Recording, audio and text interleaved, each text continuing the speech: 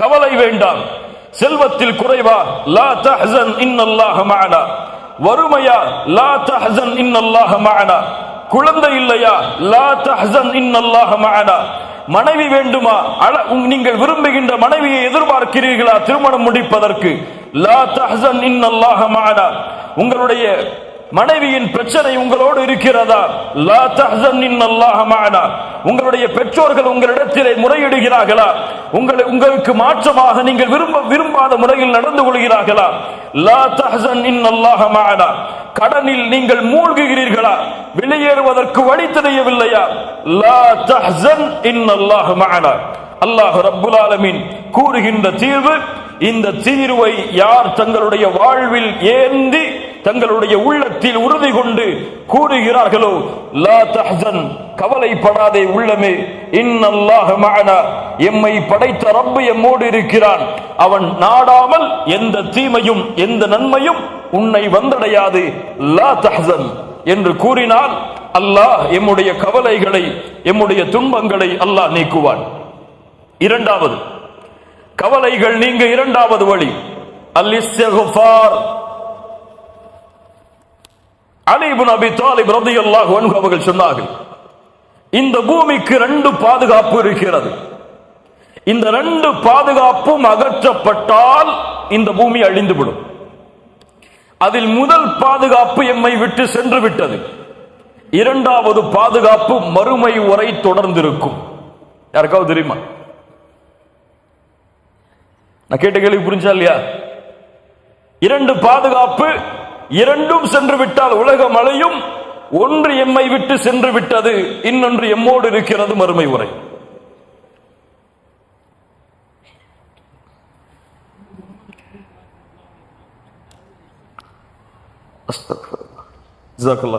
சூரத்துல் அன்ஃபால் 33வது வசனம் விடை சொல்லுகிறது, وَمَا كَانَ اللَّهُ لِيُعَذِّبَهُمْ وَأَنْتَ فِيهِمْ.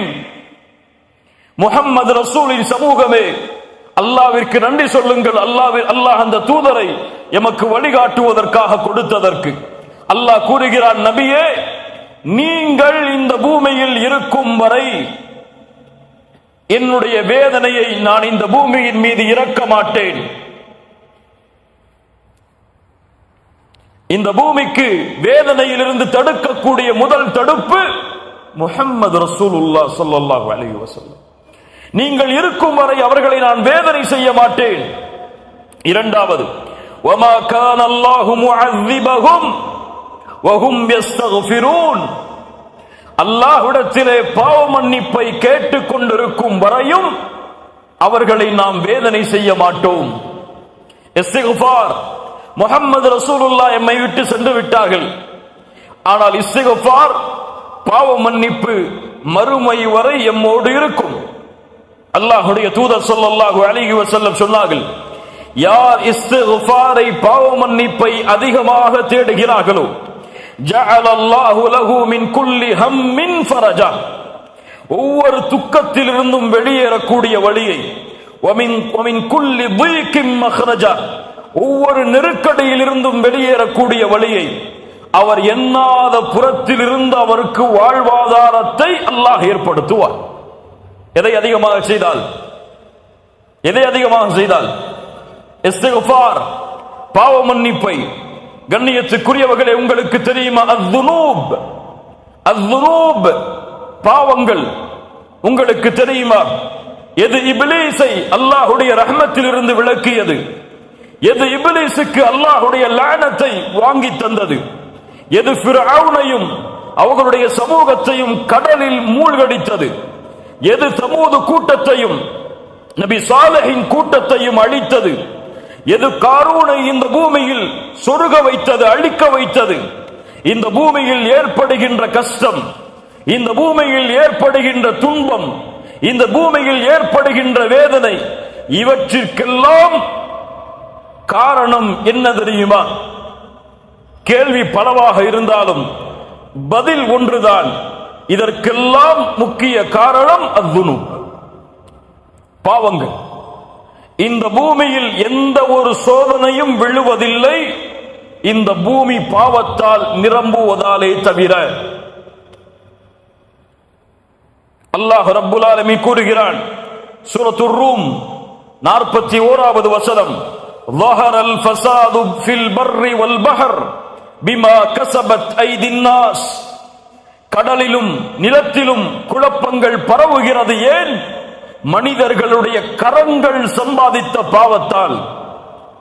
சூரத்து ஷூரா 30வது வசனம், وما أصابكم من مصيبة فبما كسبت أيديكم.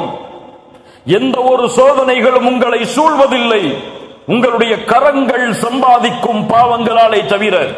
சூரத்துல் அன்ஆம் 146வது வசனம், ذلك جزيناهم ببغيهم يعني أي ظلمهم. அவர்களுடைய அநியாயத்தின் காரணத்தாலே அல்லாஹ் இந்த வேதனையை கூலியாக கொடுத்தான்.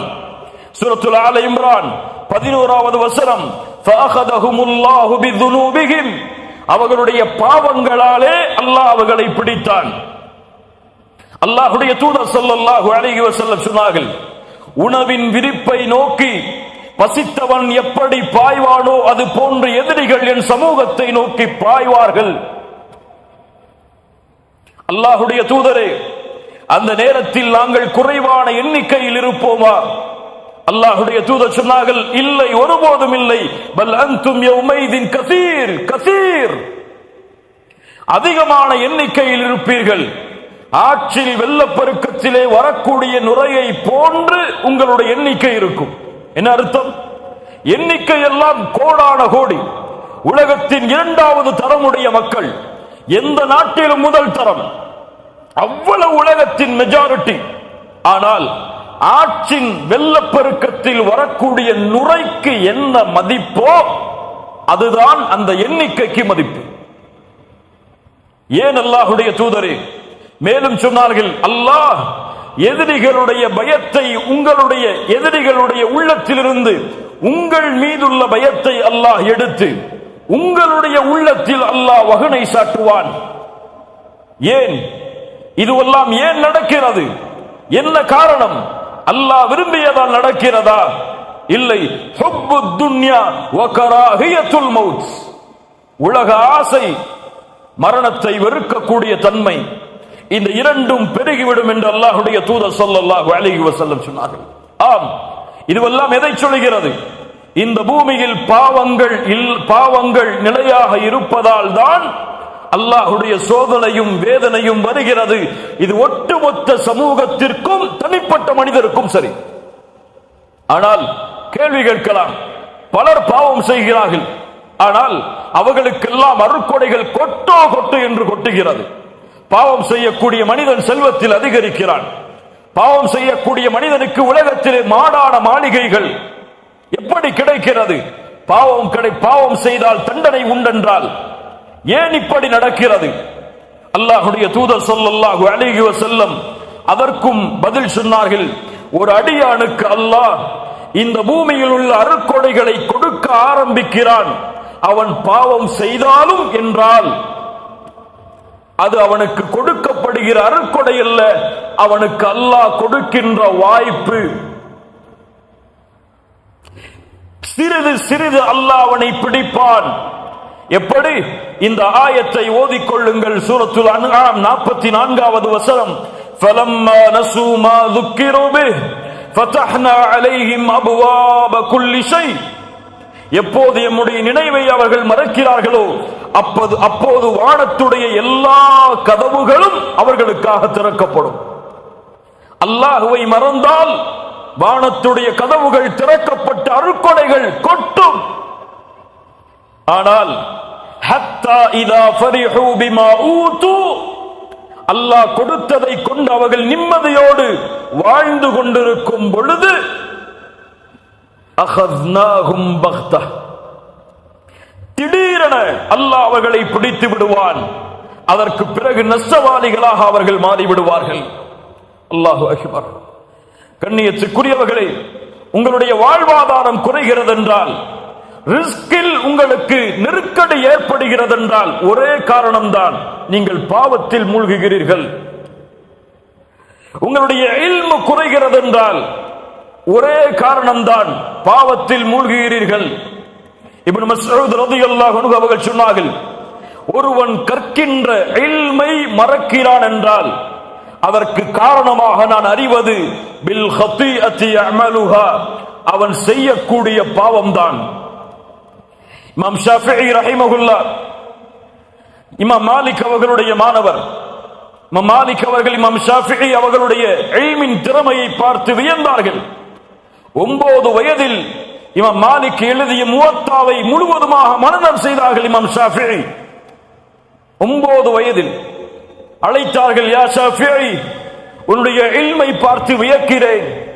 அல்லாஹ் உன்னுடைய கல்பில் நூரை வெளிச்சத்தை ஏற்படுத்தி இருக்கிறான். அந்த வெளிச்சத்தை பாவங்களால் அணைத்து விடாதே ஷாஃபிஈ. சுப்ஹானல்லாஹ்.